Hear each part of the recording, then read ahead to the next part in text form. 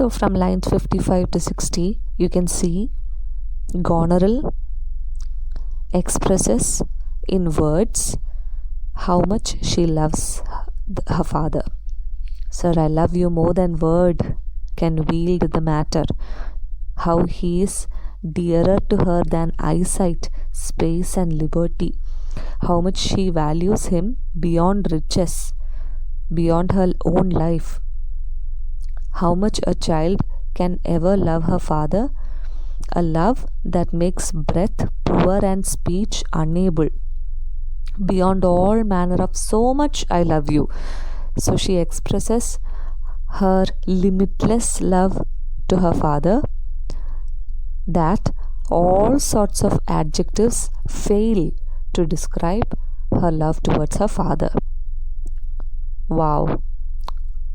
Looking at Goneril's expression, you can see in line 63 there is an aside. Cordelia speaks to her own mind. Oh my God, if this is how Goneril is expressing her love for her father, what shall I say? But then she says, love is enough and be silent. So Cordelia wonders how she can put into words her limitless love like Goneril. Naturally, Lear is impressed to hear that Goneril loves him beyond everything. Lear is impressed and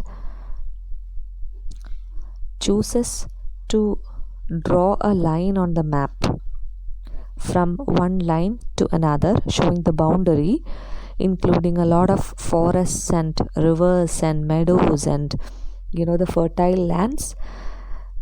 He wants to make her the lady of all those lands. Around line 68, you can see that he declares this property, this territory shall be Goneril's, Albany's, and their children's perpetually. So the first decision has been made, the first division has been made. Next comes Regan, the second daughter, who is married to Cornwall.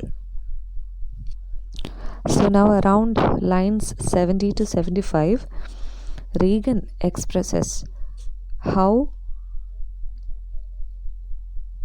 intensely she loves her father, just like Goneril has expressed.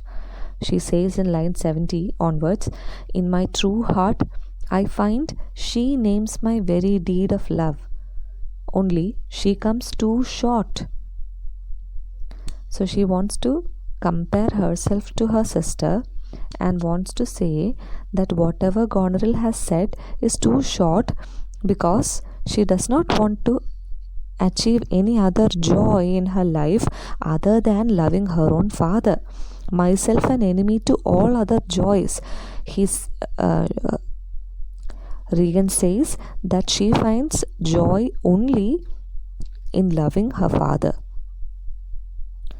So she finds that in the division of the kingdom, Goneril is a rival, an enemy. So she tries to express her love to her father by declaring that the only joy in her life is to love her father, King Lear. Again, wow, how impressive words. Cordelia makes an aside, talks to her own mind, because she still knows that she can't prove her love like her sisters have done, Goneril and Regan. And she says, I am sure my love's more ponderous than my tongue, meaning her tongue is not as heavy as her love. Words are short for Cordelia. She doesn't know how to express her love for her father like her sisters have done. Now this is her confusion, this is her dilemma. Lear is very much impressed with Regan's expression of love and divides quite a good fertile area of the fair kingdom to her as well. No less in space, look at lines 81 and 82. No less in space, validity and pleasure than that conferred on Goneril. So Goneril and Regan have got equal shares of land and territory because they both have equally verbally expressed how much they love the father, King Lear. Now the youngest daughter, Cordelia's turn. In line 82 onwards, we can see how dearly King Lear calls upon Cordelia. Now our joy, although our last and least, to whose young love the wines of France and milk of Burgundy strive to be interest. What can you say to draw a third more opulent than your sisters? Speak. So now he wants to listen to Cordelia. He mentions that she is his joy, the youngest daughter, on whom the kings, the princes of France and Burgundy are interested. He wants to hear what she has to say, asks her to speak. Now Cordelia says just 3 words. Nothing, my lord. Lear is shocked. Nothing? Cordelia repeats, nothing. We can see Lear is getting enraged.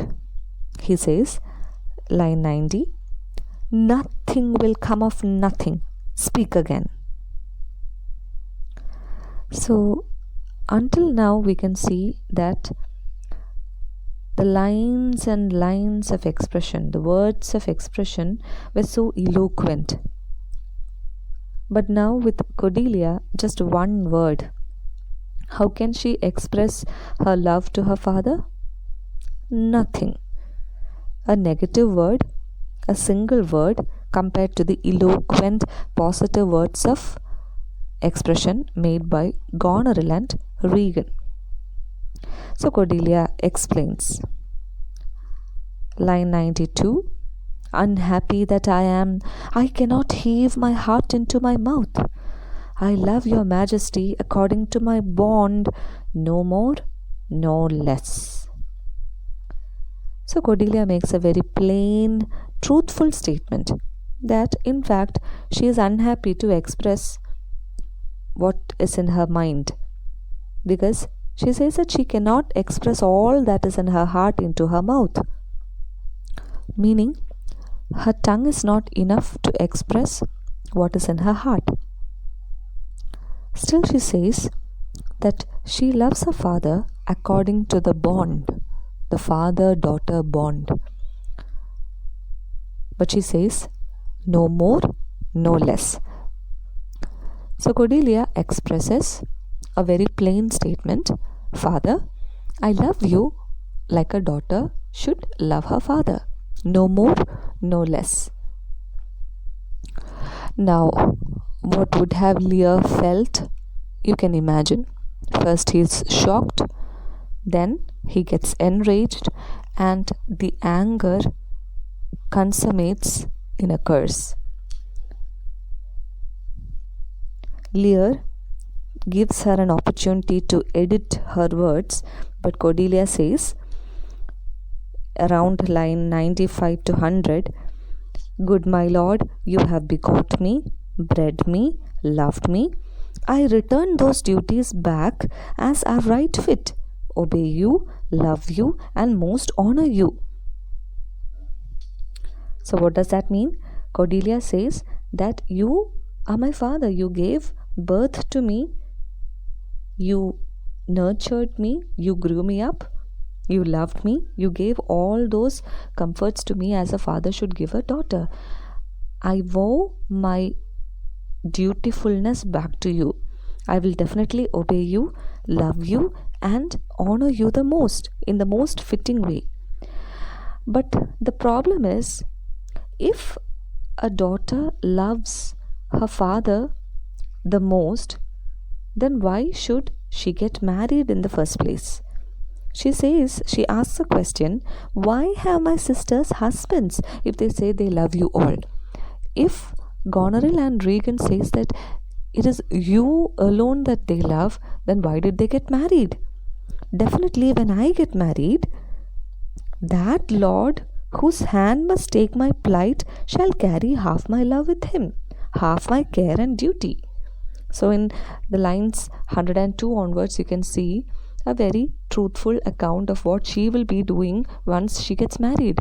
When she gets married, her duty, her care, her love will be transferred to her husband. Then, how can a person say that she will love her father only?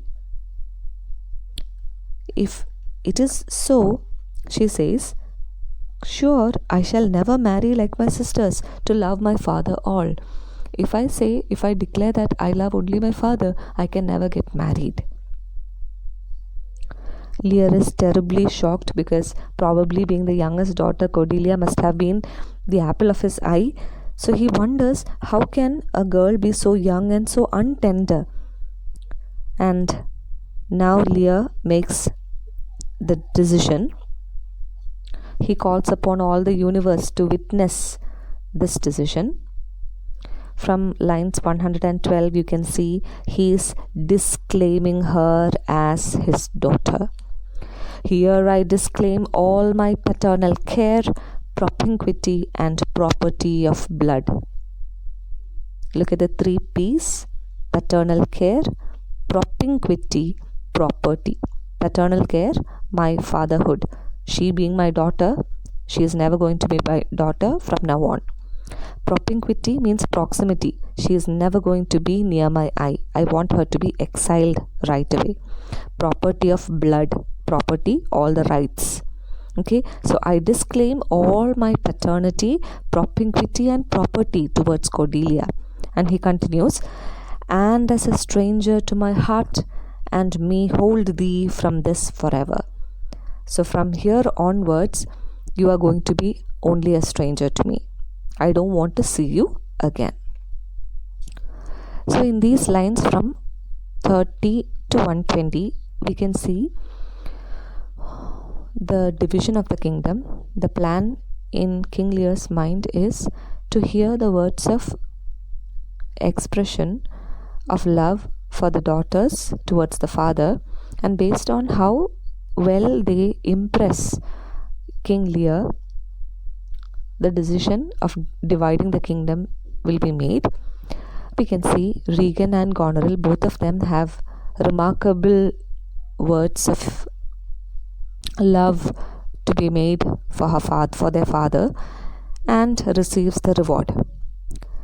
The third daughter, the youngest, Cordelia, expresses sincerity and loyalty to her father, but makes a plain true statement that she loves the father no more, no less. And she is punished, and he disclaims paternal care, propinquity, and property of blood, and he wants her to be cast away from his sight.